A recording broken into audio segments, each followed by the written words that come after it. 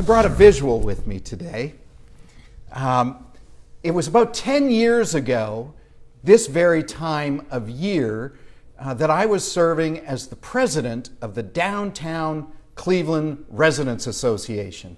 It was an organization that I helped found, an organization that advocated on behalf of about 15,000 residents who were kind of new to downtown Cleveland. And I remember we were having our annual meeting in the year 2012, and I decided that we'd hold our annual meeting at a new jazz club in downtown Cleveland. Part of our role was to advocate and support new businesses coming into the city too. We wanted to patronize those businesses, help them get a good foothold in the community.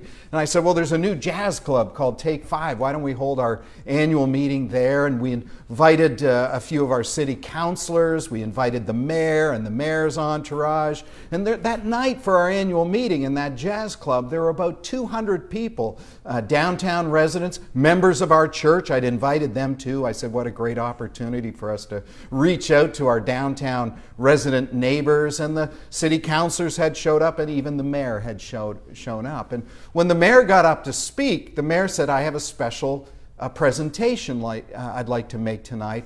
I'd like to present an award to Dr. Mark Giuliano, pastor of Old Stone Church and the president of the Downtown Cleveland Residents Association.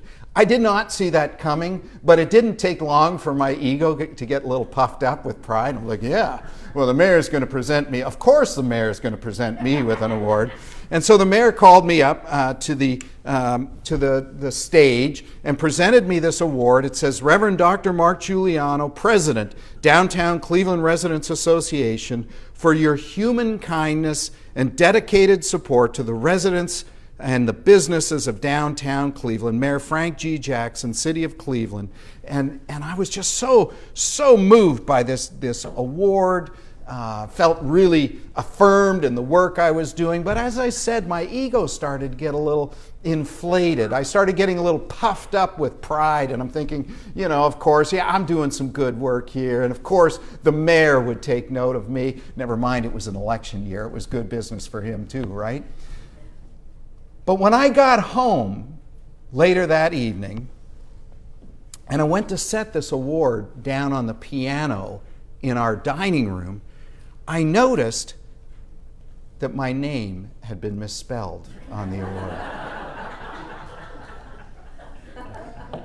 And as I went to set the award back down on the piano, now having my ego deflated, apparently I wasn't even important enough to get my name spelled right.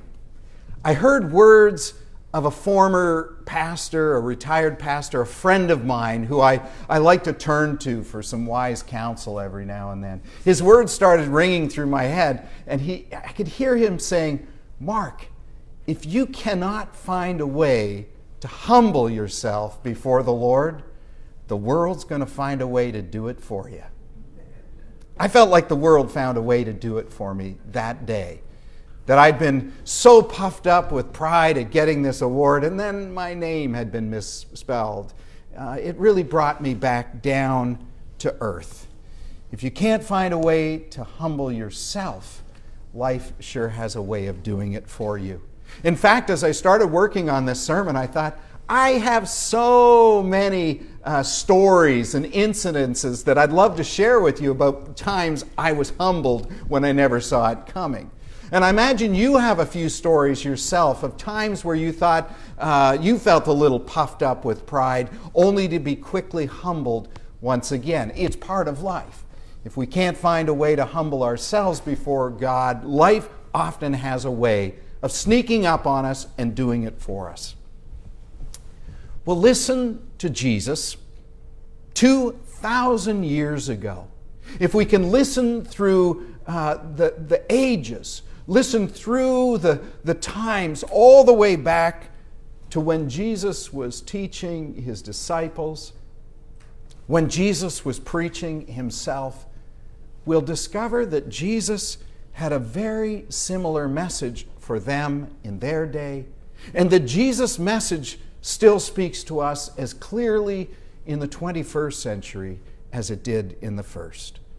Jesus said those who exalt themselves will be humbled.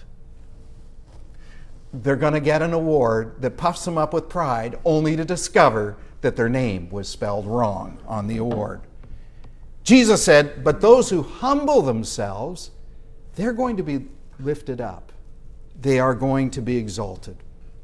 And to make his point, Jesus did what a lot of great teachers and preachers and public speakers have done throughout the ages.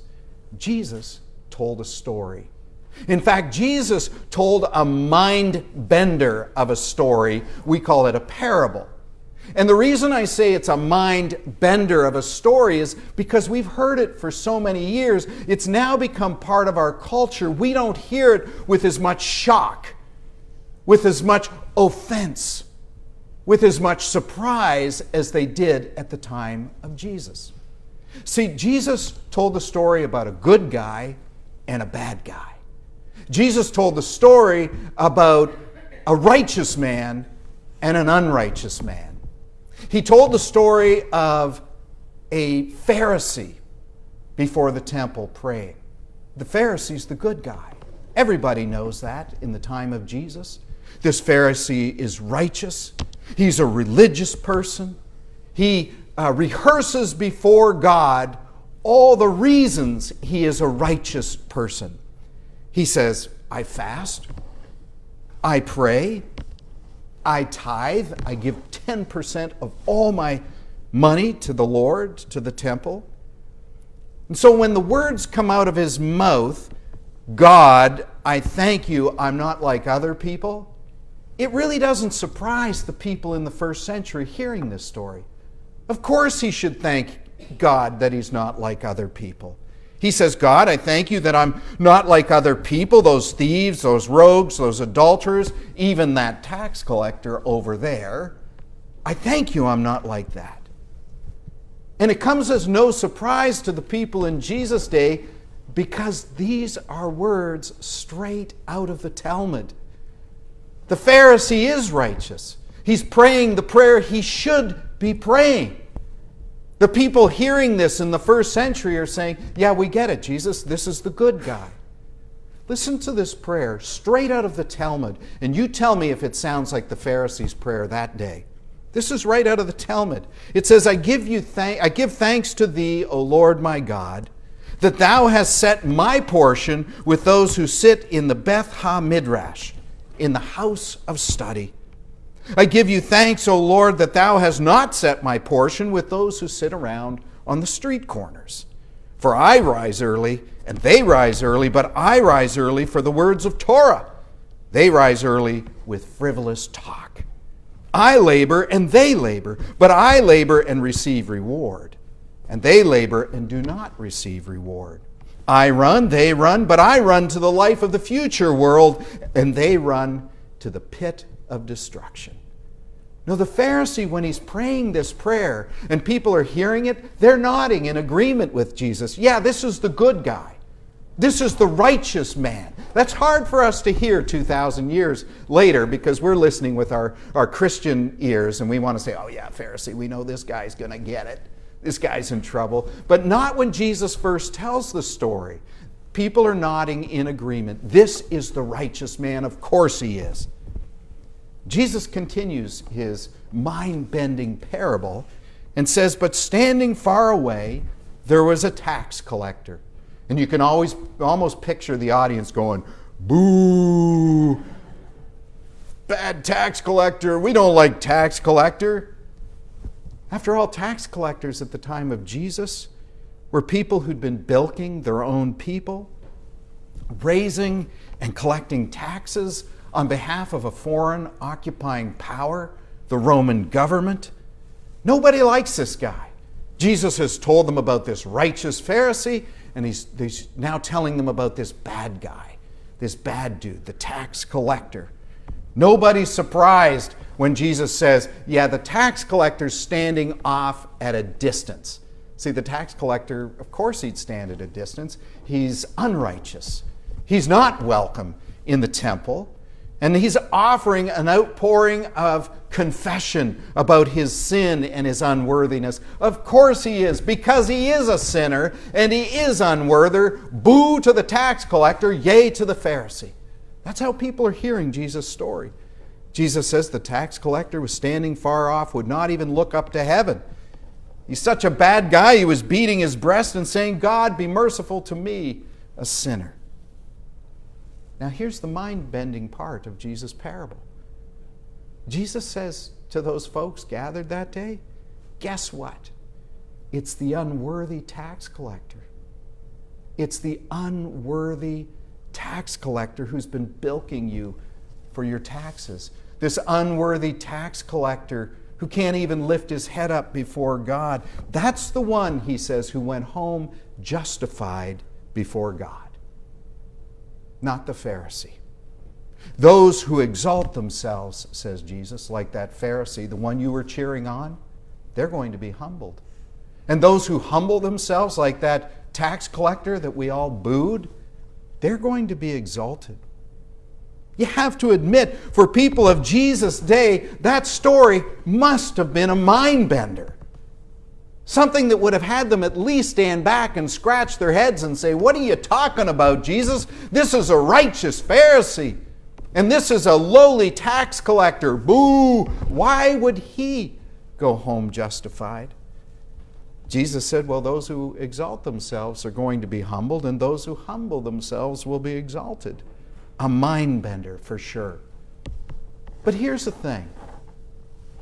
I was wrestling with this text this past week, and I thought the hardest thing for us as 21st century Christians is to hear that parable anew and to recognize the kind of shock or the kind of offense that people must have taken when they heard that parable. For surely here in the 21st century, we Christians never act self-righteous.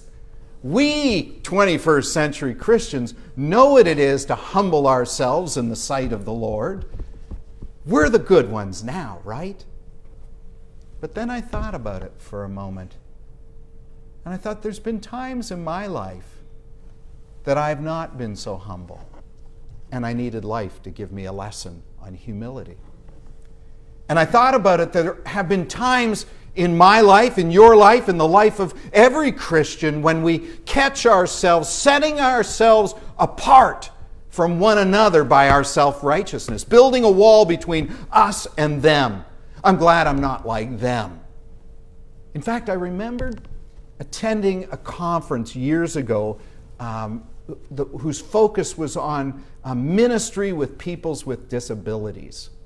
And one of the guest speakers at this conference was somebody who had what we call an invisible disability. She wasn't in a wheelchair. She didn't have a signer with her. You couldn't see her disability. You see, her disability was a neurological disorder that would pop up almost like an epileptic seizure, but not quite the same. But it would kind of render her paralyzed for 10 or 15 minutes, maybe 20 minutes. Knock her right over onto the ground. But she remained fully conscious, fully aware. She just couldn't move. And she said one day she was walking from her house to the grocery store, and she got to the front of the grocery store, the little power doors that open. She's standing on the sidewalk, and one of these spells hits her, takes over her being. She becomes kind of paralyzed, falls down onto the sidewalk, bangs her head, gets scuffed up, and she can't move now for 15 or 20 minutes. And while she's laying there, she said, people keep walking by me, looking at me with disgust, as if I'm a drunk or some sort of beggar who lies around on the street or lies around on the sidewalk. And she said, I remember two women came out of the store, the doors opened up, they looked down at me, they harumphed, like, what's this world coming to? And then just walked on by, and as they walked past me, she said, I heard one of the women say, there but for the grace of God go I. That's the Pharisee's prayer, isn't it? There but for the grace of God. I give you thanks, God, that I'm not like those people who lie around on the street. There but for the grace of God go I. And it sort of dawned on me that Jesus' message is as clear and as important in the 21st century as it was in the first century. An ever kind of present reminder to us that those who exalt themselves will be humbled in the sight of God, and those who humble themselves will be lifted up, will be exalted. Now, Jesus' parable is as important to us today, I believe, as it was almost 2,000 years ago. Jesus isn't just critical of the arrogance of the Pharisee, but he calls out all our hubris. All of us who get puffed up with pride and use that pride to separate us from others, to build a wall between us and them. There but for the grace of God go I. Thank goodness I'm a good and faithful Christian. I'd never be laying around on a sidewalk in front of a grocery store. Listen closely to the parable. And Jesus says, what really justifies us before God is not our righteousness or our self-righteousness. What makes our prayers and our lives acceptable to God is not a rehearsal of our self-righteousness. No, it's our humble confession. Our confession that we just can't go it alone without God. That's what allows us to go home, having been justified by God, having been reconnected and blessed by God. It's our confession that we need Thee every hour, as the old hymn says. It's to take seriously the magnitude of God, God's intimate grace, and God's transcendent power. The beginning of wisdom and faith is to stand in awe or fear of the Lord. It's to take that seriously. You know, years ago, the church I was serving, we had a Sunday evening contemporary service, and it was pretty cool. It was a good opportunity for some of our young people living downtown to come and worship in the evening. We called it Sundays at 6, and sometimes they did some traditional hymns but played on drums and guitar and that sort of thing. And sometimes we sang contemporary Christian music. But I remember there was one song that the way it was performed always troubled me just a little. See, the song was called, "It's All About You, Lord. It's All About You, Jesus." And the thing is, I knew what the preparation work was to get to that moment where the band would spend at least an hour not only rehearsing, but getting the spotlight focused just right on the lead singer. And when that lead singer started singing, "It's all about you, Lord," he's in a spotlight. And he's got his power stance down. "It's all about you, Lord." And it's almost like he's on a stage. It's almost like he's performing this like mega rock concert. And I thought, can he not hear the words that he's singing? And maybe adjust his presentation a little? If it's all about you, Lord, then what business do I have putting myself in the spotlight? What business do I have exalting myself almost as a performance and not worship? It seemed to me that we were not taking seriously the transcendent power of God, the Almighty. We were taking our own ego seriously. We were taking our own hubris seriously. In fact, the American author Annie Dillard once said, if we came to worship and took the transcendent power of God seriously, if we came humbly before God, we would come a lot different to worship than we normally do. She said, it's madness to wear ladies' straw hats and men's velvet hats to church. Give you an idea what era Annie Dillard was writing in. She said, we wouldn't come wearing straw hats or velvet hats. We should all be wearing crash helmets. She said ushers would issue life preservers and signal flares, and they'd lash us to our pews, for the sleeping God may wake someday and take offense at the way we come to worship. Or the waking God may draw us out to where we never can return again. If it's all about Jesus, then it needs to be all about Jesus. We cannot be the one who's spending all our energy getting ourselves in the spotlight, in worship or out there in the world. You think about how many people take selfies on a daily basis and say, it's all about you, Lord, but here's my latest selfie. I'm now an influencer. It's all about you, Lord, but look what I can do online. I'm self-promoting, self-publishing. It's all about you, Lord, but let's get that spotlight just focused right and get the right amount of reverb on that electric guitar, and let me work on my power stance so I can really blow people's minds. Is it really all about Jesus? No, Jesus said, those who exalt themselves will be humbled, and those who humble themselves or humble themselves before God will be exalted, lifted up. When we exalt ourselves with this kind of ego or pride or hubris, with self-righteousness, what we end up doing is cutting ourselves off from God. Not surprising, Jesus wants to have us humble ourselves before God. Jesus doesn't want us cut off from God, but pride has a way of doing that, doesn't it? Self-righteousness has a way of doing that. When we set ourselves apart from the tax collectors, in effect, we're also setting ourselves apart from God. We're putting up a wall between us and God. We're raising a screen between us and our brothers and sisters in faith and others in this world. I once had a student, a number of years ago, who declared in front of the class, I'm a self-made man. And I said, what do you mean a self-made man? He said, everything I have, everything I've got, where I'm at today, I've done this on my own. I believe in hard work and commitment. I thought, well, that's good, I do too. But really, you think you got where you are today all on your own? He said, absolutely. I said, really, who's paying your tuition? My mom and dad help. Of course they do. Did you get any government loans? Yeah, they're helping too. Oh, so you think you got where you were all on your own, and yet mom and dad are helping. You got some loans, you got some grants. Seems to me you might need to take the belly button test. He said, what's the belly button test? I said, it's very simple. You just unbutton your shirt.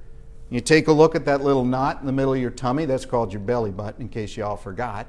And whether it's an innie or an outie doesn't matter, because what it is an ever-present reminder that you did not come into this world all by your lonesome. You didn't come into this world by yourself. You came into this world physically attached to another human being, your mother. Your mother gave you blood. Your mother gave you oxygen. Your mother gave you nutrients as you grew in your mother's womb and then were born into this world. And when you were born into this world, even after that umbilical cord was severed, your mother continued to feed and nurture you, and hopefully your father did too. They wiped your nose. They wiped other parts south because you could not take care of yourself. If anything, take a look at your belly button. It's an ever-present reminder that we need to humble ourselves and remember that none of us can completely do anything all on our lonesome. And then I told him, and after class, call your mom, say thank you. And maybe more importantly or I should say as importantly, especially since my mom's on today. Thanks, Mom. Maybe as importantly, we need to thank God for our very lives. God who knew us when we were in our mother's wombs. God whose grace has been sufficient. God who has abided with us always. God who gave us God's only Son, Jesus, that all who believed in Him would not perish, but would be raised and have eternal life. Maybe we begin there by being like that tax collector, where we bow our heads and humbly pray, Lord, have mercy on a sinner like me. I'm really not worthy.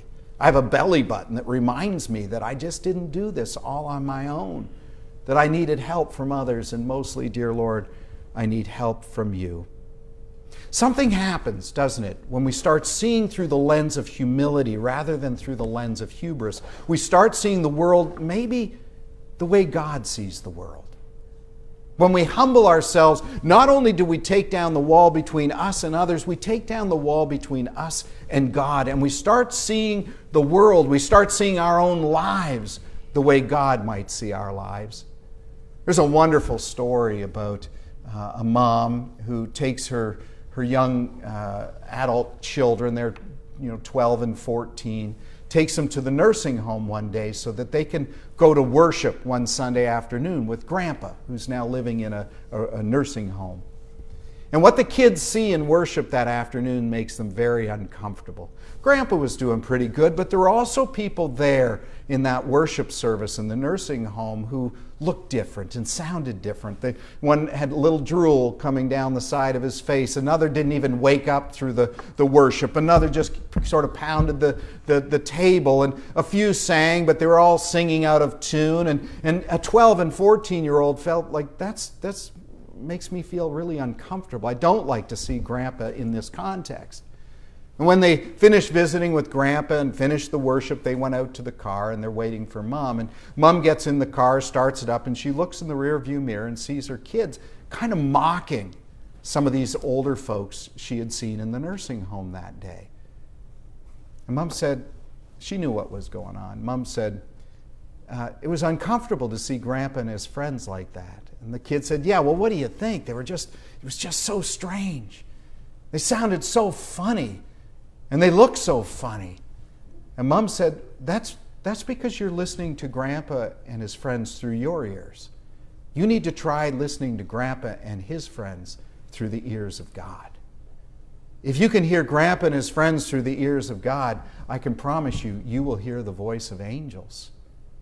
I think when we humble ourselves before God, we start hearing and seeing through the lens and filter of God rather than through our own pride, through our own hubris. It's humility that brings us back to our relationship with God. No wonder Jesus said it was the tax collector, not the righteous Pharisee, who went home justified before God. It was his humility.